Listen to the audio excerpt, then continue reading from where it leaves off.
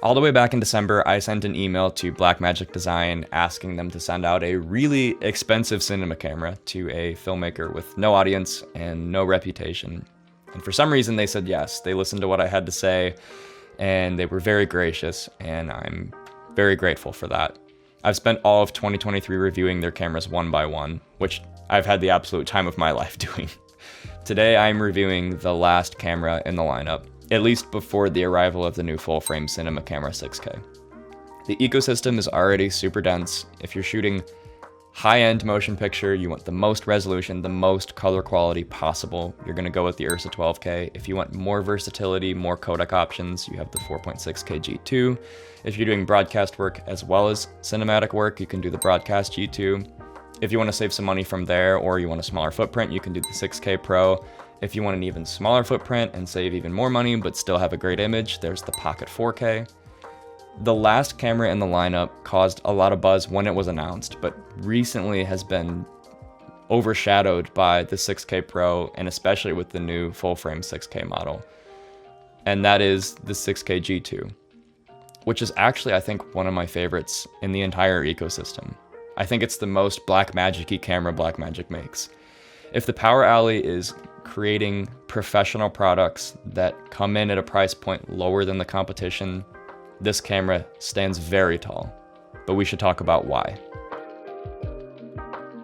You know the drill. We're gonna start with image quality. If you watch any of my reviews of Blackmagic cameras, you'll hear me say almost the exact same thing every single time. The whole line of cameras is really, really consistent when it comes to image quality itself. So we can just jump in here to a couple clips so that we can pixel peep. All I have is a color space transform that's unwrapping from Film Gen 5 to Rec 709, and then I have a little bit of a ramp here. The actual detail itself is there, but it doesn't look like it's being over sharpened in any way. It doesn't look super digital or weird. I don't feel like I have to take away some of the sharpness in order for this to look a little bit more, I don't know, organic. The noise itself, when we pop in here, this is in a 4K timeline, by the way. That's recorded in 6K, Blackmagic RAW 8:1 in a 4K timeline.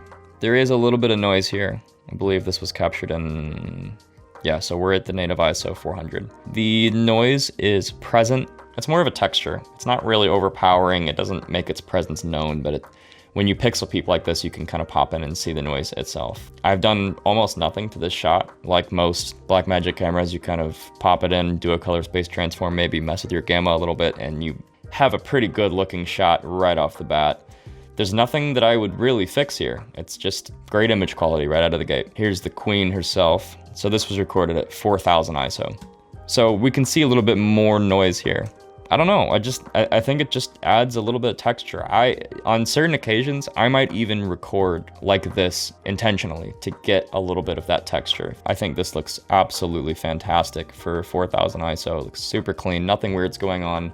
We're still retaining a fair amount of dynamic range. The shadows look great. The highlight areas look great. It's a really good feeling to be able to shoot in situations where you have less than ideal lighting, and you still know that you can walk away with a great shot that's not gonna be an absolute nightmare in post. Here's a shot that is, this one is 6400, I believe. Yep, so this is kind of pushing it a little bit, and we are still a little bit underexposed even at that. So we're seeing some pretty significant noise over here. Totally usable, in my opinion. If it was more underexposed, I think you'd start to push it a little bit, but all in all, very, very, very impressed. Also, I had this with the A7S III and the FX3, but I've never actually really played with the gyroscopic stabilization in the Pocket series, and it's really nice. If you're gonna do anything super weird, you still have to raise your shutter speed to uncomfortable levels, and then you'll have a weird lack of motion blur. That's handheld with no rigging at all, I think at 35 millimeters. Just a little bit of gyroscopic stabilization there. I mean, it's pretty impressive. Great stuff, of course, nobody's surprised. We've covered this exact sensor 3 times now, and it is still spectacular. If you're looking for exact numbers, we're looking at about 12 stops of usable dynamic range and maybe a couple extra stops hanging out in the noise floor, which is a great result. Rolling shutter isn't exceptional, it's somewhere around 20 milliseconds. You certainly shouldn't be whip panning with a telephoto lens at 60 FPS, but for normal handheld work, I think you'll totally be fine. There are worse cameras out there. This sensor and its performance is very familiar, especially if you use the 6K Pro or the Ursa Broadcast G2. All three produce beautiful images. Let's talk about the camera body itself. In my 6K Pro video, I said the 6K G2 is ideal if you want to shave some money off the price of the 6K Pro and you don't mind doing some rigging, and I mostly agree with myself. You can totally use the camera right out of the box as long as you add a stabilized lens with an ND filter attached. You get the improved battery life of the Sony MPFs instead of the old Canon LP6s, which is a welcome change. But like I said, there are no internal ND, so you'll have to add those. But other than that, you're good to go. The tilt screen isn't as bright as the 6K Pro, but it's still really great. I really love these screens.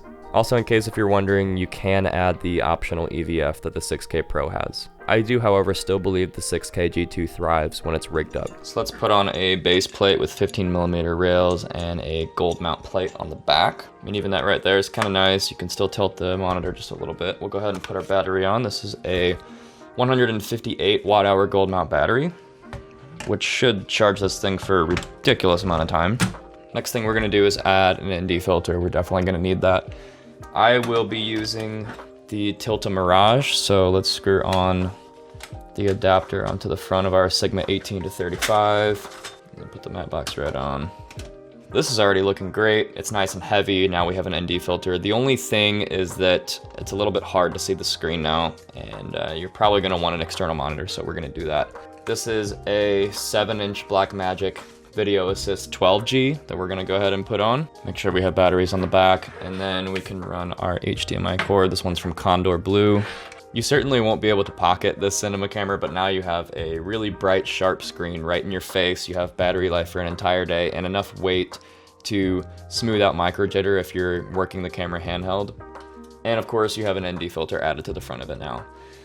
The advantage to building out a pocket cinema camera like this, as opposed to getting an Ursa, is that if you really want to, you can take the camera out of the rig and use it in tighter spaces. If you're running this just on sticks and you can run it off of main power with an AC cord, then you can just do that, and it's as simple as that. Plus, you also get to save some money. If you're running the camera straight out of the box, there is an array of buttons that will make your life easier. On top, there are 3 function buttons that can be customized to do almost anything. I have mine set to focus peaking, false color, and guidelines. There are 2 record buttons, a menu button, focus punch in, a high frame rate toggle, one-shot autofocus, and auto aperture. It's pretty simple, but effective for sure. In terms of I/O, we are rocking 3.5mm headphone and mic inputs, full-size HDMI, USB-C, 12-volt AC power, and 2 mini XLR ports that you'll need an adapter to use full-size XLR. I feel like I can recommend this camera pretty easily because it seamlessly scales with whatever your production needs are. It's relatively inexpensive, and the image quality is just so impressive.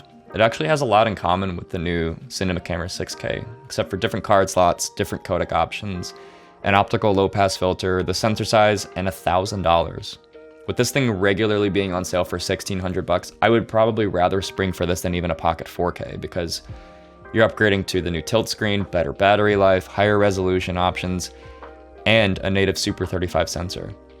Yeah, the 6K Pro and the new full frame model are a little bit more exciting, but I have a feeling that this camera is just right for a whole lot of productions.